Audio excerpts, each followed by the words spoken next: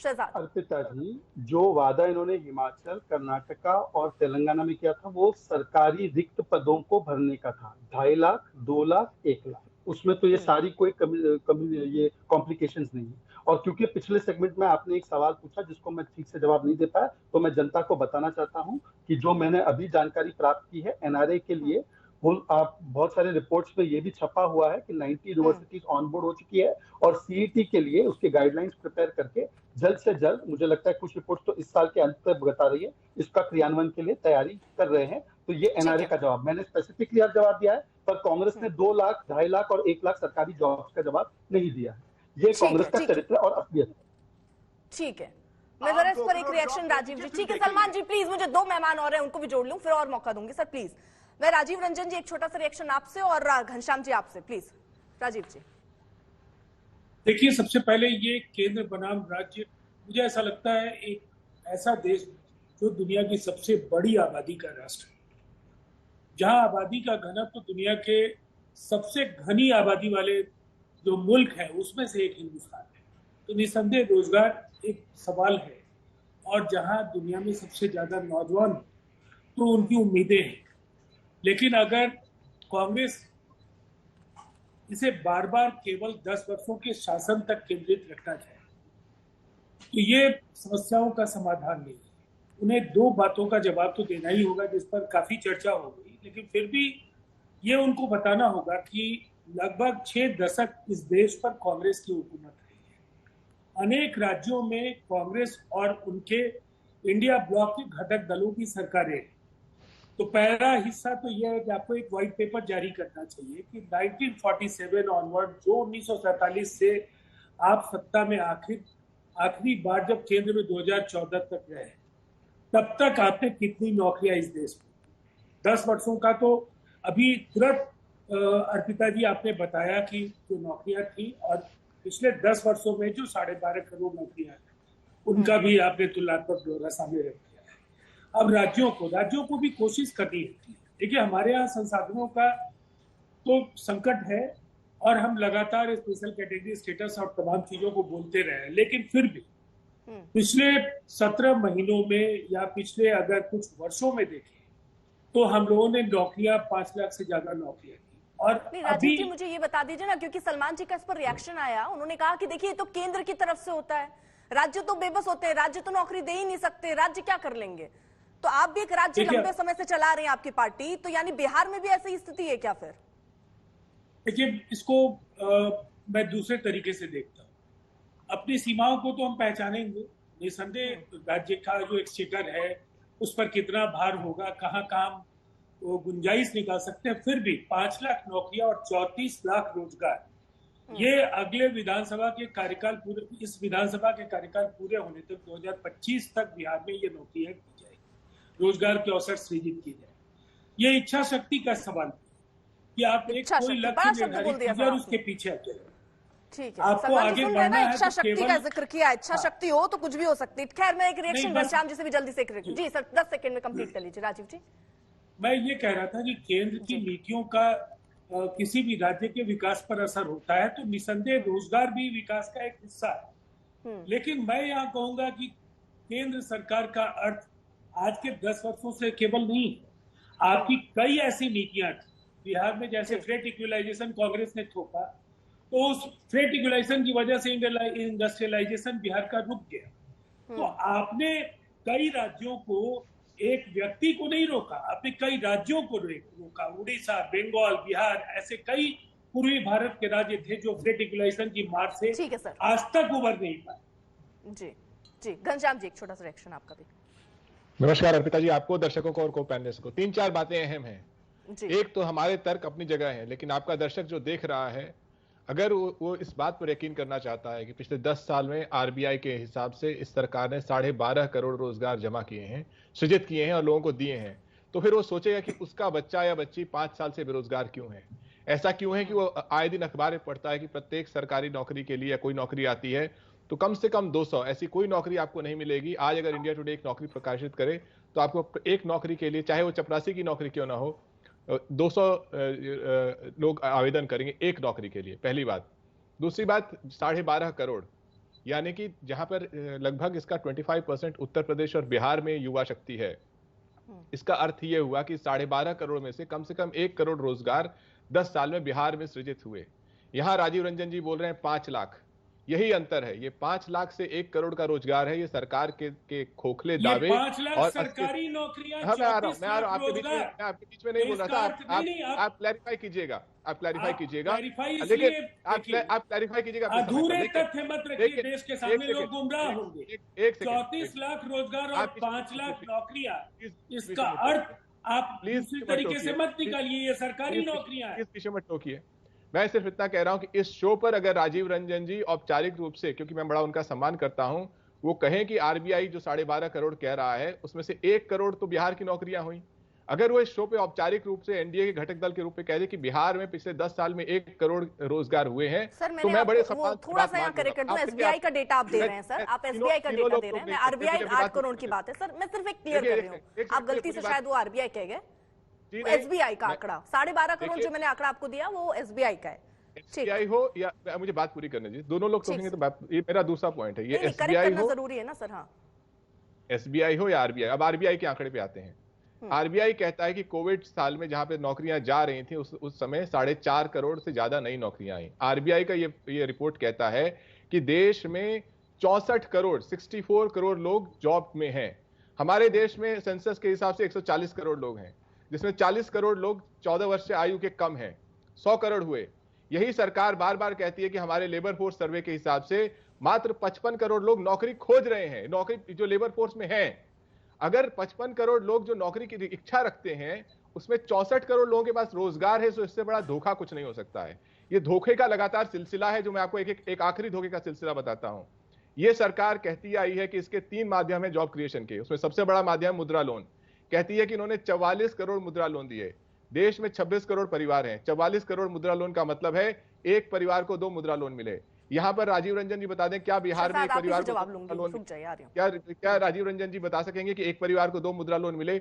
और वैसे ही जैसे 1 करोड़ एसबीआई का बिहार के लिए डेटा था, उत्तर प्रदेश में इस 10 साल में 1.5 करोड़ नौकरियां सृजित हुई होंगी। अगर 1.5 करोड़ नौकरियां सृजित हुई होती तो बेरोजगारी के मुद्दे पे ये लोग अयोध्या से लेकर के और पूरे उत्तर प्रदेश में हारते नहीं, और प्रधानमंत्री हारते हारते बचते नहीं।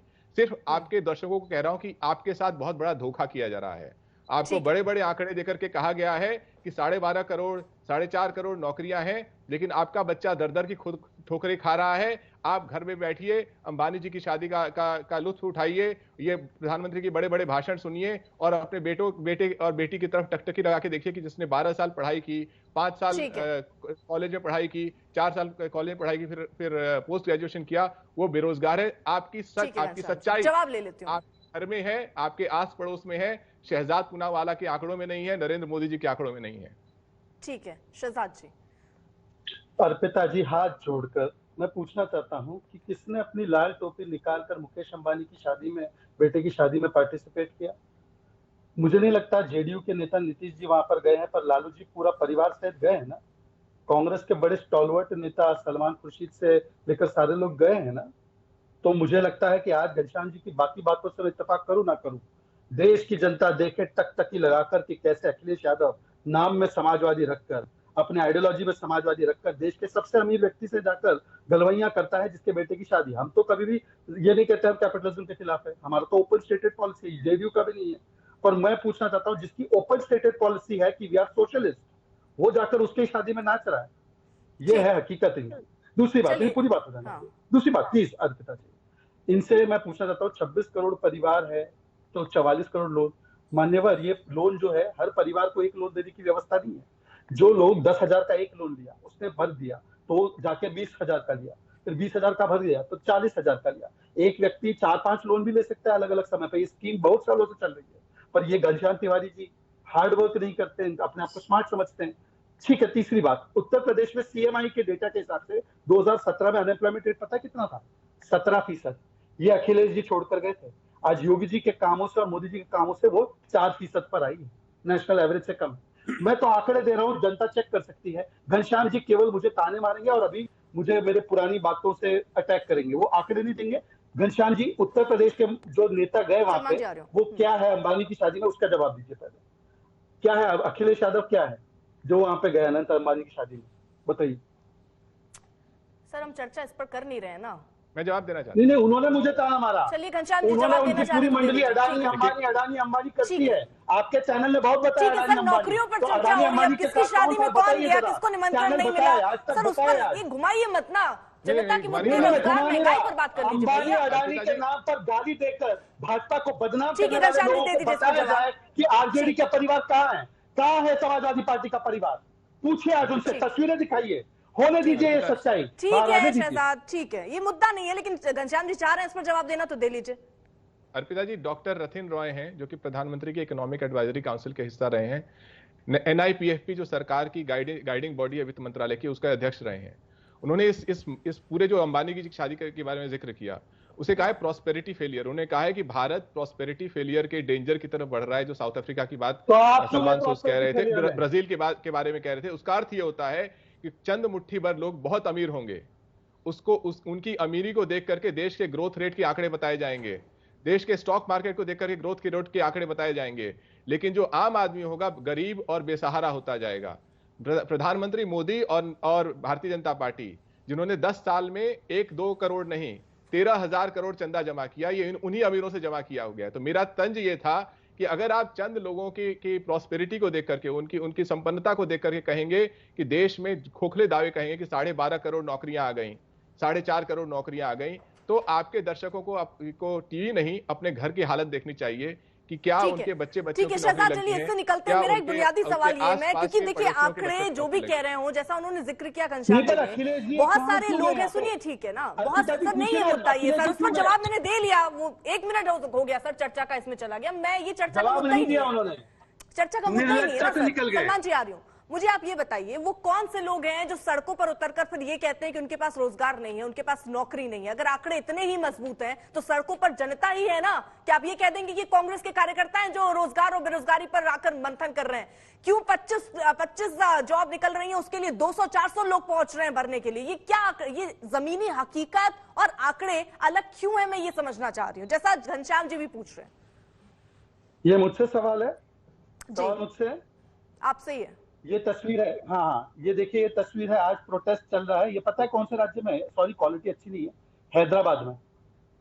तेलंगाना ने जॉब नहीं दिया इसलिए हैदराबाद में प्रोटेस्ट है। बंगाल में जॉब छीन गए इसलिए बंगाल में प्रोटेस्ट है।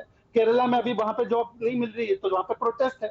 मैं तो बता ही रहा हूँ ना, हिमाचल में भी तो प्रोटेस्ट है। हिमाचल, केरला, कर्नाटका, बंगाल के लोग हमारे लोग नहीं है क्या?